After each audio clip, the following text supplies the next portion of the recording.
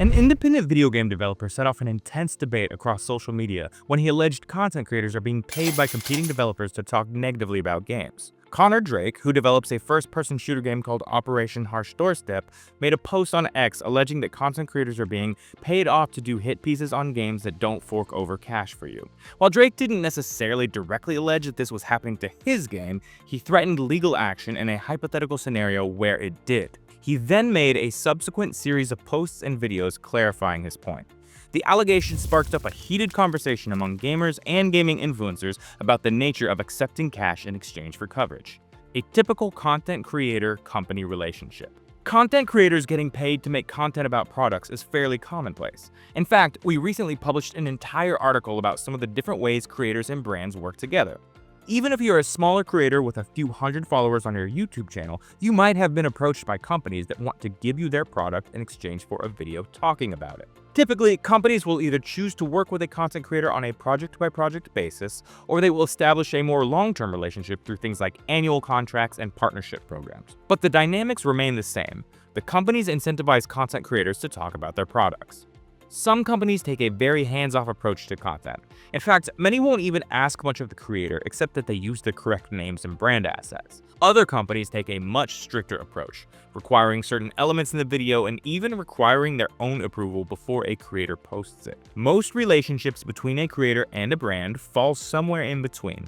And that's because if it's a really good relationship, the creator genuinely enjoys and evangelizes the brand, and the brand trusts the creator to understand the best way to make content for their audience. So do companies pay content creators to talk badly about their competitors? This was the key allegation from Drake's original post that sparked a lot of ire.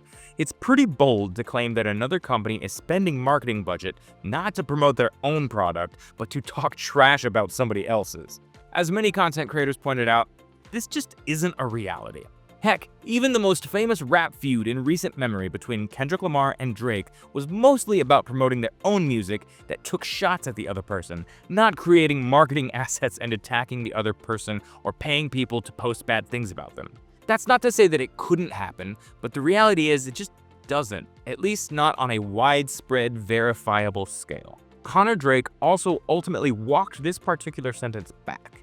He first clarified by saying that creators weren't being paid directly to talk bad about the game, but the creators who accepted money from other game studios were also being critical of his and other games.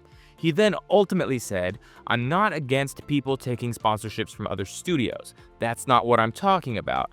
I've said repeatedly that I'm okay with that.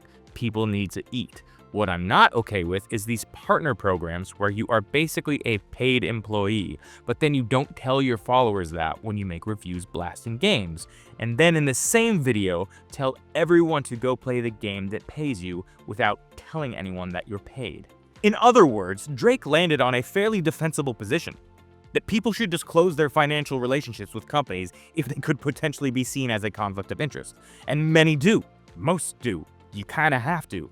But Drake also honed in on one specific instance in which YouTuber The Act Man posted a positive review of Delta Force without disclosing that it was paid. It's worth noting, The Act Man, who has nearly 2 million subscribers, also published a video apologizing for not disclosing the financial relationship, saying the review is a genuine reflection of his feelings about the game, and saying he's donating the $48,000 he was paid. It's also worth noting that this entire ordeal, including his apology video, happened a month before Drake made his post. But Drake's point still conflates a few things. First, it is a massive reach to call somebody a paid employee of a company simply because they accept money to promote their product. Nobody walks around alleging that celebrities who appear in Super Bowl commercials are employees, nor do they preclude somebody who appears in a Dr. Pepper commercial from drinking a Diet Coke or speaking ill of Mr. Pibb. Drake himself has a YouTube channel with more than 1 million subscribers. He even posted a video critical of Delta Force a few months ago, though not specifically for gameplay reasons. One of his more recent videos is also a sponsored video for a game similar to his. So it's safe to say that Drake knows the difference between being a sponsor and being an employee. Drake mentions in a comment that the money he's receiving from the sponsored video goes towards the development of Operation Harsh Doorstep. Second, most people who get to the point of becoming long-term partners for a game or company get there because they have the domain expertise and a following that trusts and respects them.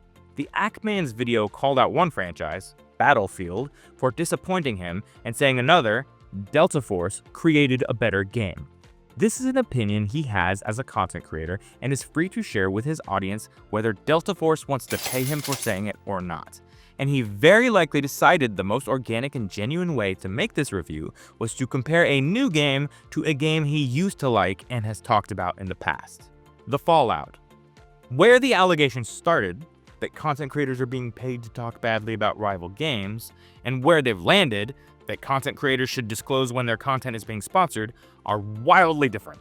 It's possible that Drake's initial posts came on the heels of some general frustration and a lot of stress as his studio was readying a major February update for his game. He essentially walked back any sort of claim, insinuating that creators are taking money to badmouth products. Regardless, the ordeal will certainly test the theory that there's no such thing as bad press. For its part, Operation Harsh Doorstep was already a successful independent game. Available on Steam, the game has over 17,000 reviews, aggregating into a mostly positive score.